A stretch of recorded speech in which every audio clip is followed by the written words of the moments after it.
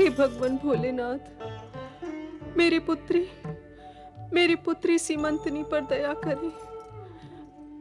कुछ कुछ ऐसा करें जिससे ज्योतिषियों की बताई भविष्यवाणी मिथ्या सिद्ध हो। जीवन के अंत तक उसका सुहाग बना रहे। उस पर कृपा करो भगवान। उसे अखंड सौभाग्यवती होने का अवसर प्रदान करो महेश्वर। उसके सुहाग और भाग्य पर घिर आई काली छाया को हटा दो महेश्वर, हटा दो। दया करो प्रभु, दया करो, दया करो।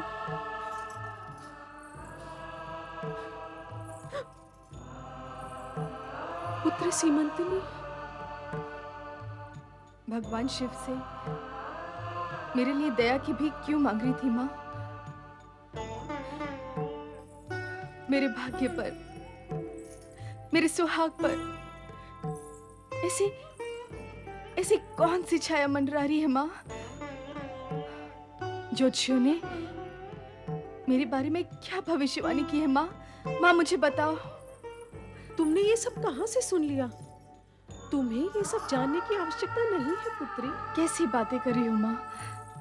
तुम मेरे लिए चिंतित हो और मुझे जानने की कोई आवश्यकता नहीं। पुत्री, माता पिता के होते हुए संतान को चिंता करने की आवश्यकता नहीं होती। संतान के लिए माता पिता चिंतित होते रहे, दुखी होते रहे, तो क्या संतान को चुपचाप सब देखते रहना चाहिए? तुम तर्क क्यों कर रही हो सीमंतनी? माँ मुझे सत्य बताओ, मुझे सत्य बताओ माँ। तू सुनना ही चाहती है तो सुन।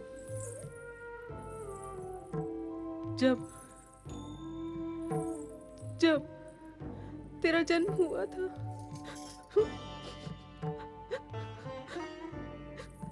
तब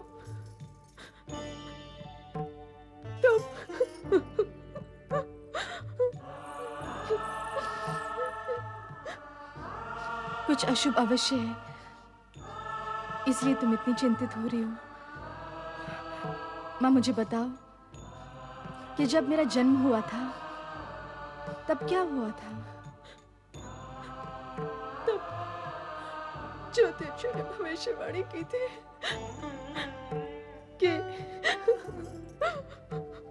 माँ जो भी है उसे कह डालो। भविष्यवाणी की थी कि जब ये कन्या 20 वर्ष की होगी तो ये विधवा हो जाएगी।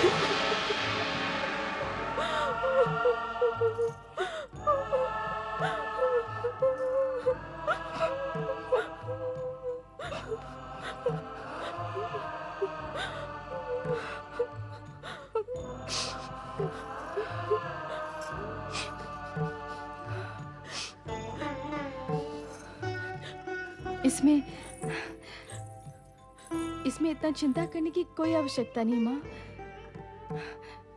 विधवा तो मैं तब होंगी जब मैं विवाह करूंगी। जब मैं विवाह ही नहीं करूंगी तो विधवा होने की संभावना ही नहीं होगी। कहो तो मूलाधार ही नहीं होगा। नहीं पुत्री नहीं, ऐसा नहीं होता। कभी भी और कहीं भी ऐसा नहीं हुआ। कोई भी पिता अपनी पुत्री को जीवन भर अविवाहित नहीं रख सकता। और फिर हमने तो आपके स्वयंवर का निर्णय भी ले लिया है।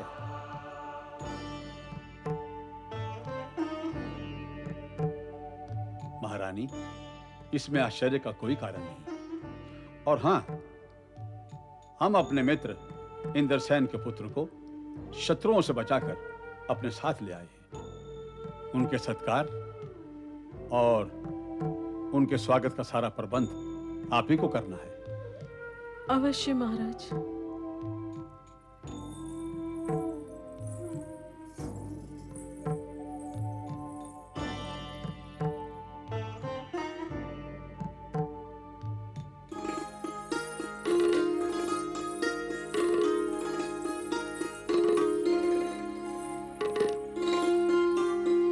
राजकुमार चित्रांगद को सीमंतनी का विनम्र नमस्कार।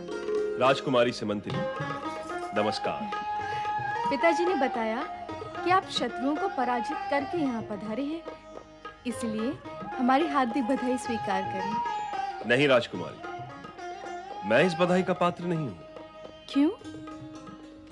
इसलिए कि उन शत्रुओं को मैंने नहीं, किसी और ने पराजित किया था। वो तो एक ऐसा अद्भुत दृश्य था जिसे मैं जीवन भर भुला नहीं सकता। कृपया उस अद्भुत दृश्य के बारे में हमें बताएं। राजकुमारी, मैंने वहां जो देखा और जाना, वो तो शब्द और वर्णन दोनों के परे है। मैं अभी तक उस दृश्य के प्रभाव से मुक्त नहीं हुआ हूं। अब तक वो दृश्य मेरी आंखों के सामने घूम रहा है। वर्णन से परे होने के कारण उस दृश्य का आनंद केवल आप ही ले सकते हैं।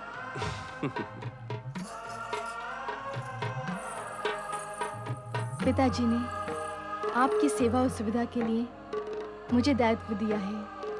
कृपया बताएं मैं आपकी क्या सेवा कर सकती हूँ। आप मुझे लज्जित कर रही हैं राजकुमारी। मैं तो भगवान शिव से आपके स्वयंवर की सफलता की कामना करते हुए चाहता हूं कि आपको एक योग्य और उत्तम वर प्राप्त हो।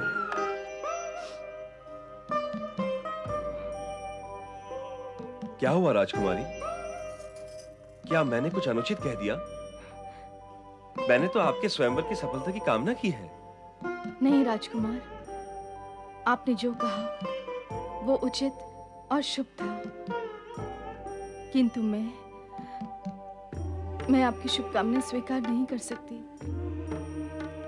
स्वयंवर में उपस्थित होकर मैं किसी का जीवन संकट में नहीं डाल सकती। स्वयंवर में आपकी उपस्थिति से किसका जीवन संकट में पड़ेगा राजकुमारी? स्वयंवर तो आपके लिए हो रहा है और आपकी उपस्थिति के बिना वो होगा भी कैसे? ये एक अत्यंत ही दुखद प्रसंग है। कृपया आप इसे यहीं समाप्त कर दें, यही उचित होगा। ये भी संभव है कि इसे तुरंत समाप्त ना करके इस पर चर्चा करके फिर इसे समाप्त करें तो और अधिक उत्तम होगा। यदि आपने ये ठान ही लिया है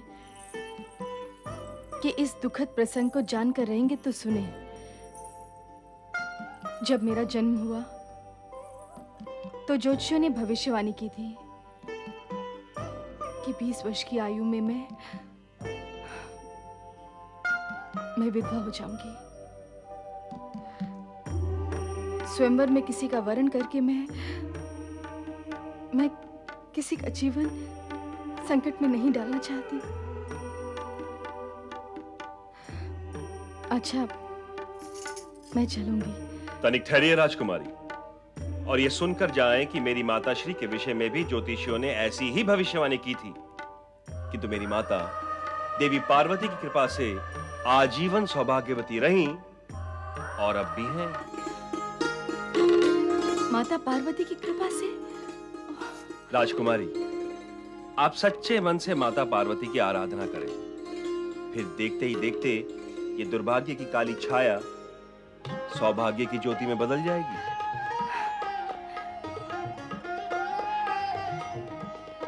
धन्यवाद।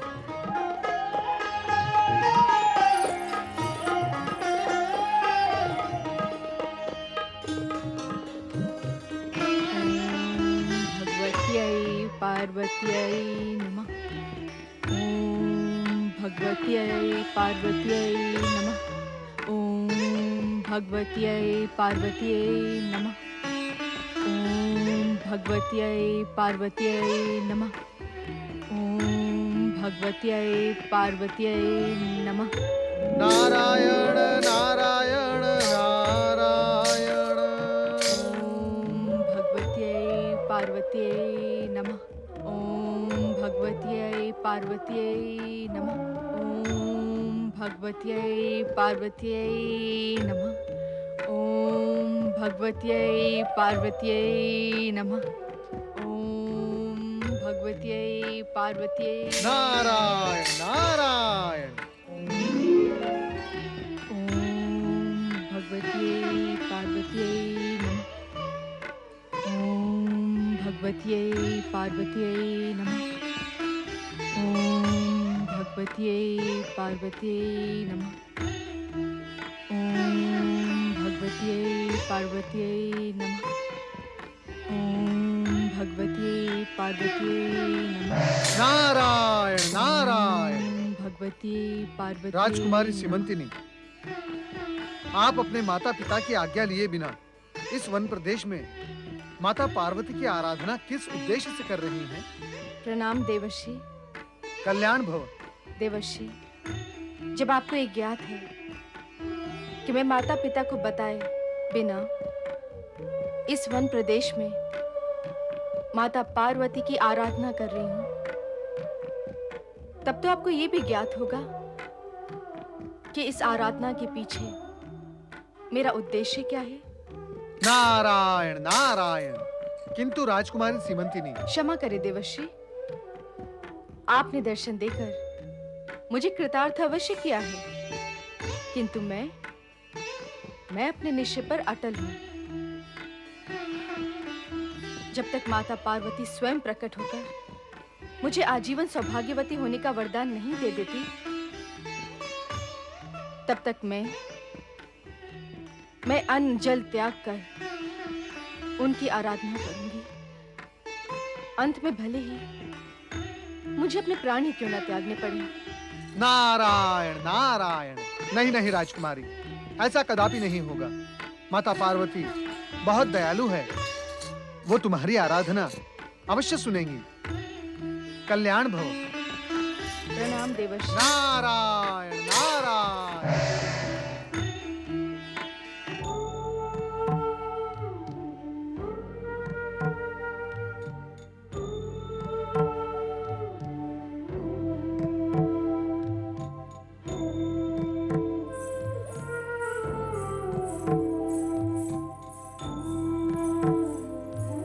मेरी पुत्री कहाँ है? मेरी सीमंतनी।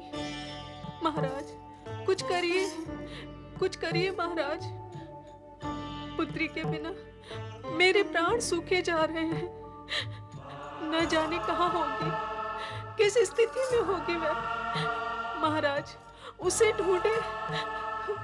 महारानी, पुत्री के अचानक इस प्रकार चले जाने से जितना दुख और चिंता आपको है, उससे अधिक हमें है।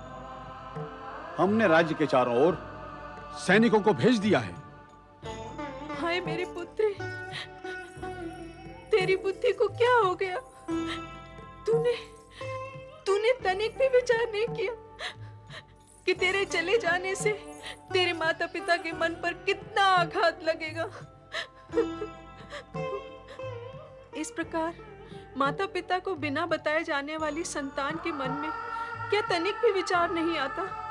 क्या उनकी बुद्धि इतना भी साथ नहीं देती कि वे सोच सके कि उनके इस प्रकार चले जाने से माता पिता का हृदय विदीर्ण हो जाएगा, उनका मन मस्तिष्क फट जाएगा। महारानी, संभालो अपने आप को महारानी। हम उसकी खोज के लिए पूरा प्रयत्न कर रहे हैं।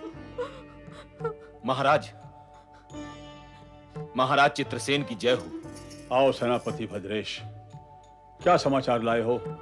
हमारी पुत्री का कुछ पता चला? क्षमा करें महाराज, हमारे सैनिकों ने राज्य का कोना कोना छान लिया, किंतु राजकुमारी का कहीं भी पता नहीं चला। क्या?